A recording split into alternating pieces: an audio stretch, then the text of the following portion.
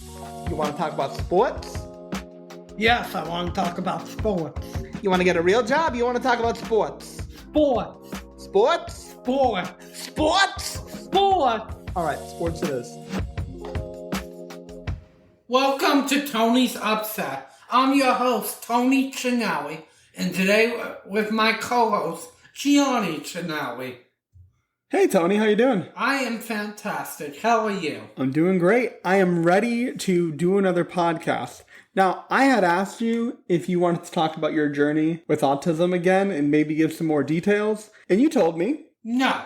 Yeah, you don't want to cry again. Yes. That's basically it. You're like, yes. Not this time. We will talk more about it. We're going to have more detailed conversations in the future. But this time, we're going to just let Tony be upset, because he's a little upset. Yes. Tony, tell me what you're upset about right now. Well, first of all, I want to talk how I'm upset about how the Pittsburgh Steelers and how Aaron Rodgers and how they've gotten these great players. And you know, we're New York Jets fans. It didn't work for us. It's not going to work for them. So, let me get this straight. The Jets sign Aaron Rodgers, pick up all these players that he wanted on the team, most of which did not perform well, to be clear. I'm not trying to throw guys like Alan Lazard under the bus, but not great. The Jets spent a whole lot of money trying to win a Super Bowl or have a good season with Aaron Rodgers, and we got pretty much nothing out of it. And what did the Steelers do? They decided to run it back, it sounds like. Yes, they did. So who did the Steelers pick up trying to help Aaron Rodgers? They got DK Metcalf, a great wide receiver out of Seattle. They picked up probably one of the best cornerbacks from a trade, Jalen Ramsey. I think the interesting thing here is, if you're the Steelers, maybe you're thinking an elite level quarterback is going to be the difference in us being a playoff team and a Super Bowl team. Do you think that's the logic? Yes. But I think the problem but is... But Rodgers elite. That's my question. That's what I'm wondering. I don't think he is. I don't think he's been elite for 5 years.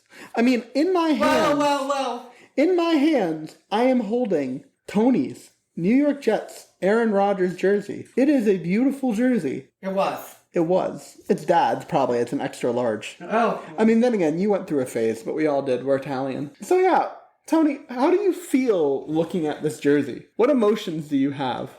Speak to the jersey. I wanted it to burn in hell. You want it to burn in hell? Yes. Let's just burn it down. Just the jersey, not Aaron Rodgers. We don't hate him that much. He goes on his darkness retreats, and he has issues. If he does something with Pittsburgh... I mean, they're probably playoff level good, right?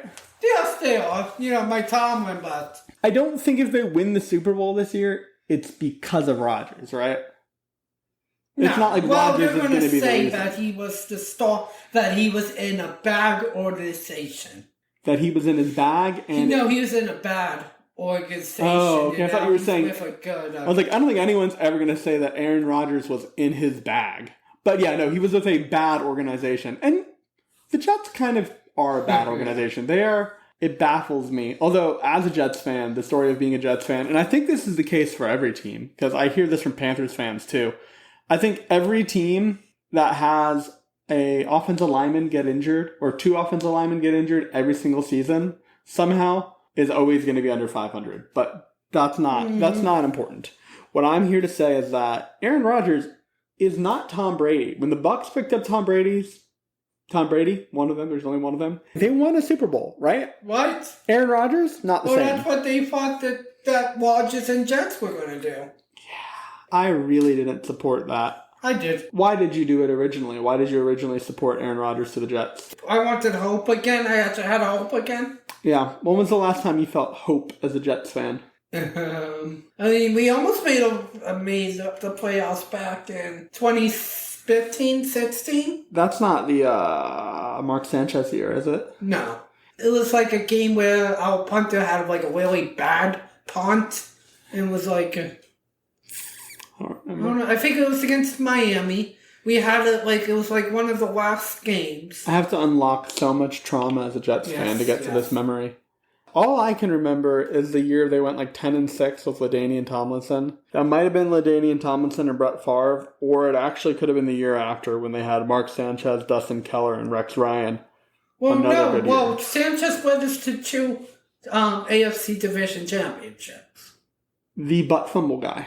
Yes. That's crazy, man. That is absolutely crazy. My thing is, it's as Jets fans watching guys like Geno Smith make it in the NFL. I was concerned when he left the Seahawks, but he's with Pete Carroll again, right? Yep. He'll be fine. Pete Carroll could make me look like an elite quarterback. And listen, I wanted Geno Smith to work out. I have nothing against the guy, but man, it was so rough watching him on the Jets. Yes. Well, even like I was listening to another TV show, and they had Eric Mancini, a former Jets head coach, and somebody who's who's also a Jets fan on this show was asking, how do you think my Jets would do this year? And Mancini was like, well, we have Justin Fields, and a lot of other former Jets players, they don't do good with us, but they go on and do something good with other teams. So hopefully Fields, even though he's been with 2 other teams, he could be our knight in shining armor. Yeah, I think it's a good idea. And the thing is, too, I think that to actually talk more about the Steelers, they had Russell Wilson and Justin Fields, who are now the Jets and Giants. Yep. But in the opposite order. Do you think that Aaron Rodgers is better than either Russell Wilson or Justin Fields? Well, I'm going to say he is better than Justin Fields, but he's not better than Russell Wilson. The reason why I feel like, yes, he was a Super Bowl champion. Both of them were Super Bowl champions. Russell Wilson and Aaron Rodgers were both Super Bowl champions. Yep, okay. Right, I say you gotta have a wing, or like what they did for the franchise. Yep. But in our next topic, I'm gonna go off. I'm gonna say... Go ahead, talk about it now. Well, our next topic is about Damian Lillard and how, I gotta give him credit, he came from a small college out of Utah. Where did he go to school? Weber State University. Weber? Weber. Weber? With a B? W-E-B-B-E-R. Weber. Is it Weber? Weber. Oh, is it? I don't know. I think it's Weber. I mean, Weber that's how small State. it is. Okay. Well, it's a D1 college. It is a D1 yes. college. Okay. It's a small one. Okay. And he came from there. And how long? I mean, has he only been at the Trailblazers this whole time? No, but he was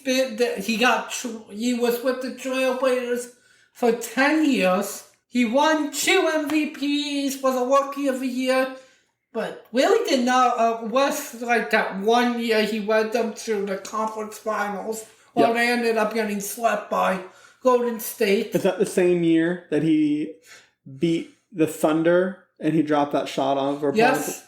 That is one of my favorite moments in sports history. So for those of you who don't know, go to YouTube right now, type in Damian Lillard, Paul George. Damian Lillard hits a game-winning shot from like 4 feet behind the 3-point arc with like 1 second left. I think someone in the comments said all he needed was a layup to win. He took a 3-point shot with like 1 second left, and the commentator just loses his mind. Lillard! Oh my goodness! Damian Lillard!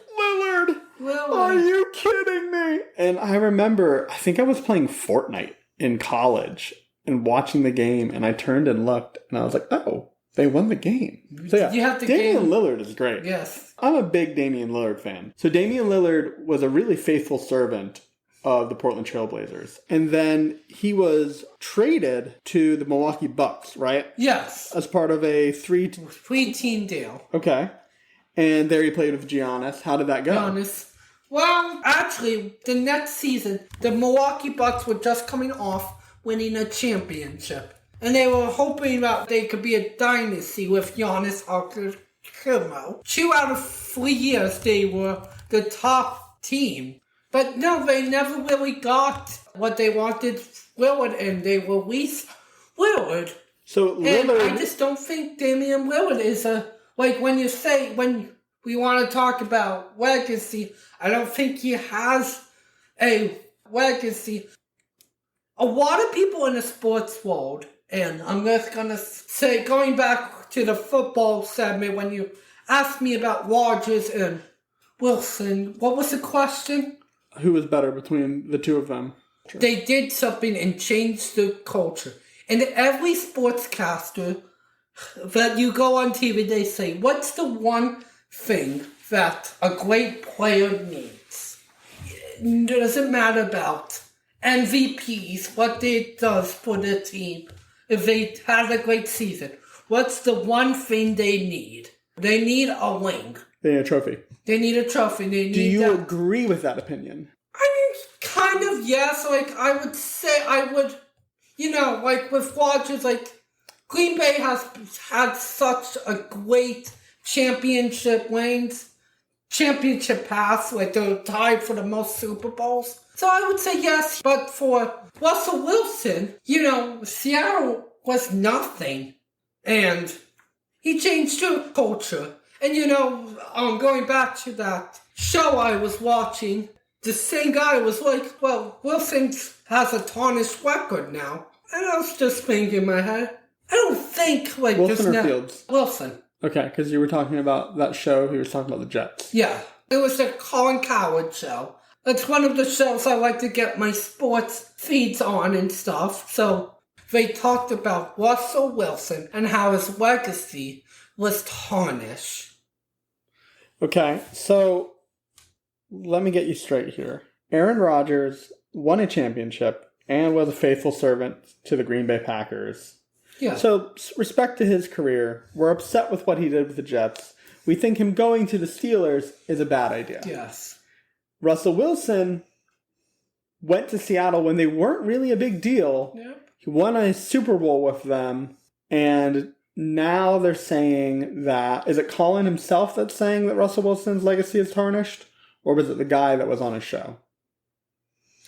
Some people you can say. It depends on what announcer you ask. No, but who said it on the show? Was it Mancini or was it Coward? Coward. Okay. Do you agree with him that Russell Wilson's legacy is tarnished? And why is it tarnished? What did he do? Well, he hasn't done anything in the past 10 years. But I'm going back to, how Lamar Jackson, he's won MVPs. But what has he not accomplished? A championship. And again... Here's my issue, Tony. I don't think I've disagreed with you really on the podcast. I actually disagree with you here. Okay. I think winning a Super Bowl, winning an NBA championship, it's just a lottery. Like Damian Lillard suffers an Achilles injury, and now he's being waived by the Bucks. That's what we were talking about, right? Yes. Without that Achilles injury, maybe this was the year they won. I remember the year that the guy threw himself into Russell Westbrook's knee, and the Thunder got thrown out of the finals because Westbrook was injured and he couldn't do anything. I think so much of this is just a lottery. I mean, maybe if Rodgers was healthy, they would have won the Super Bowl with the Jets. I don't think he would have. But all these things are just random chance, If Lamar Jackson's offensive linemen get injured during the season, and that's the reason why he doesn't win a Super Bowl, or if two cornerbacks get injured during the season and they don't have pass defense and they don't win a Super Bowl, it doesn't matter in football how good of an individual contributor you are, because it's still a team game. So if you have the best quarterback in the league, great.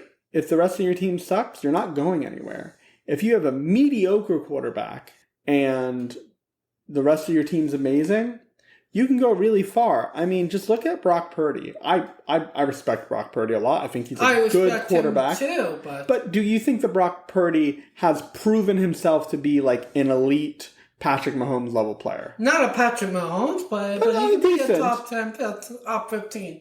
In the league, that is. Yes. Okay.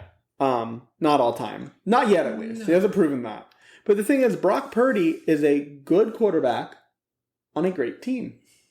Patrick Mahomes, at times, is an amazing quarterback on a sometimes great and sometimes terrible team. And Patrick Mahomes, I think, is a really good example of a guy who sometimes loses Super Bowls because of his team.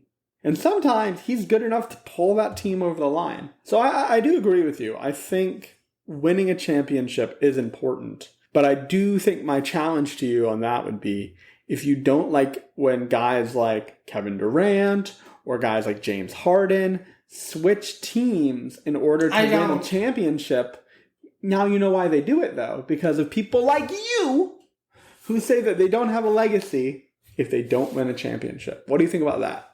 Well, that's just what goes on in in the sports world, Gianni, you know. It doesn't feel like an answer. I mean, Push back on me. Get upset. I mean, Gianni, that's what sportscasters. That's the most like a champion. You know, yeah. You don't have to agree with Josh that. out. I mean, treat and again. Sorry. Have your own opinion. If you want to continue this opinion, just have his opinion.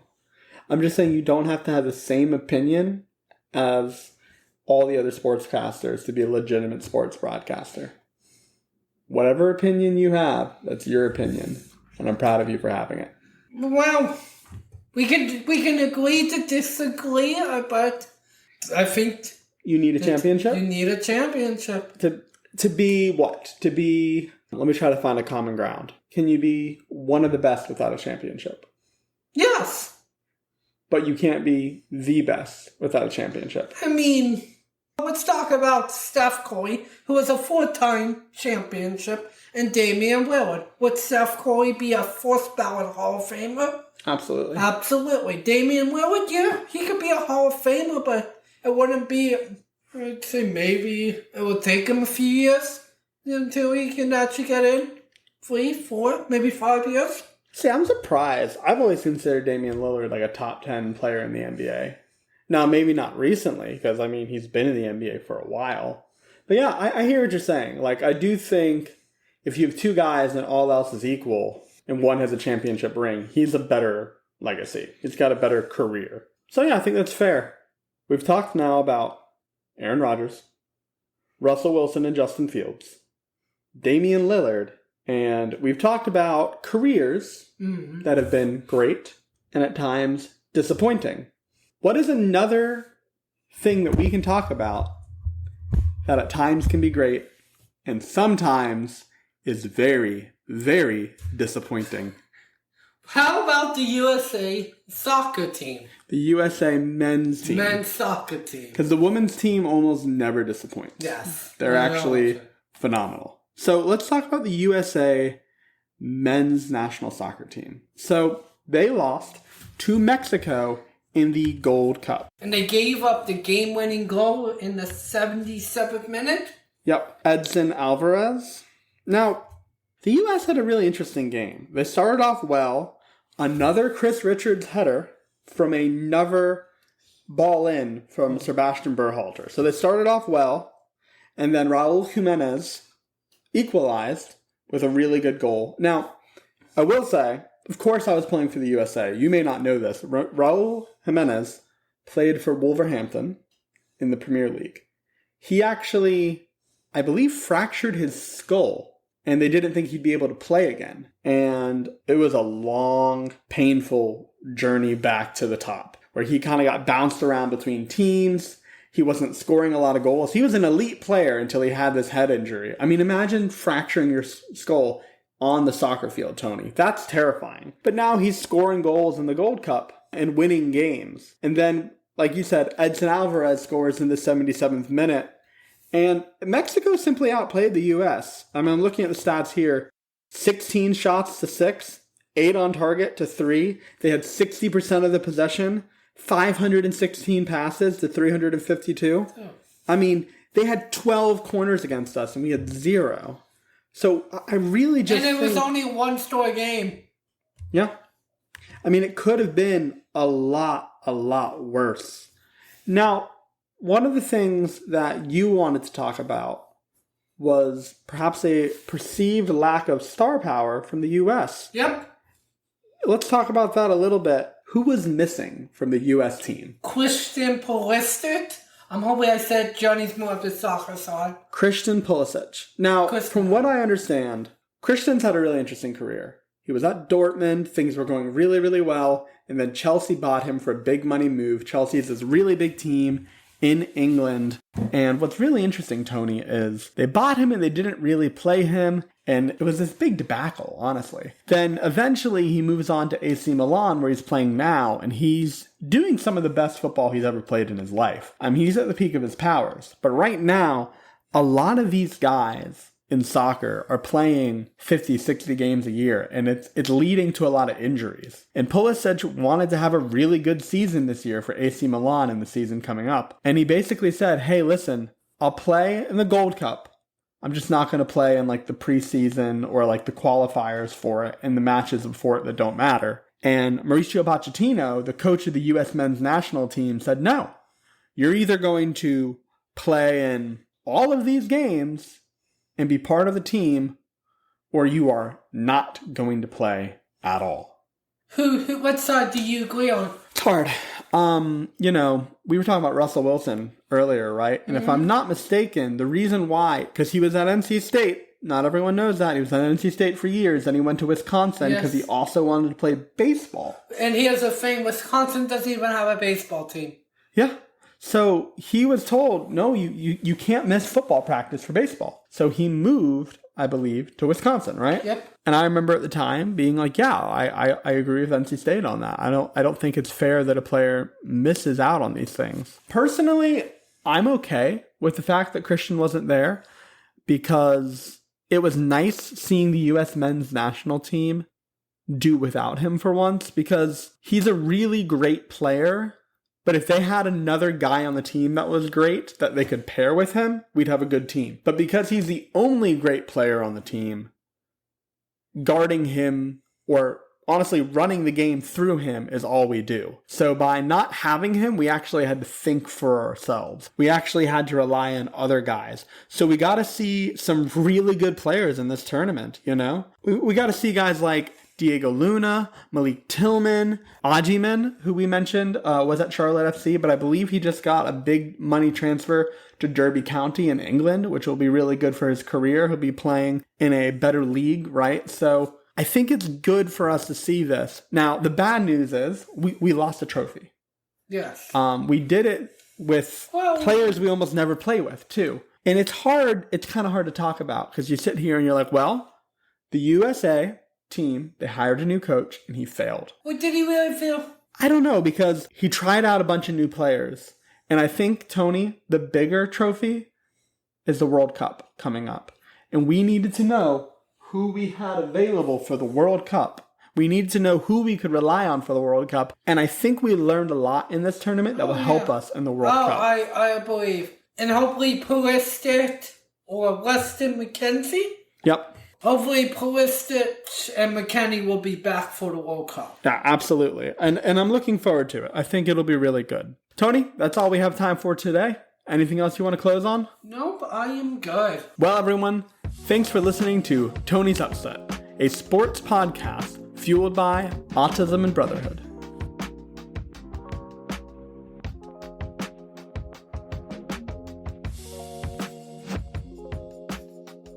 You have failed me for the last time, Antonio. This is a sports podcast brought to you by autism and brotherhood and mutual assured destruction of Aaron Rodgers. That's all we got. Bye.